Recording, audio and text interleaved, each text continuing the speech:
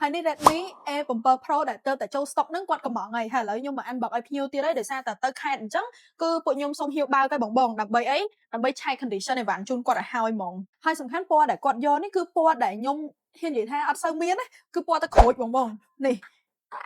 ឥឡូវខ្ញុំធ្វើការបើកប្រអប់សិនវ៉ាវមើលពណ៌ឡើងដិតយកមែនតើហ្មងណាក៏ប៉ុន្តែទឹកក្រូចនេះមិនមែនទឹកក្រូចលាបទៀតមានផ្លេកនៅផ្នែកខាងក្រោយហើយមានកលាឆ្នោត style ដូចទឹកអាឡុកចឹងអញ្ចឹងសម្រាប់ម្ដងនេះគឺ A7 Pro អ្នកនរគ្នា model ថ្មីស្រឡាងតែម្ដងពីខាង Xiaomi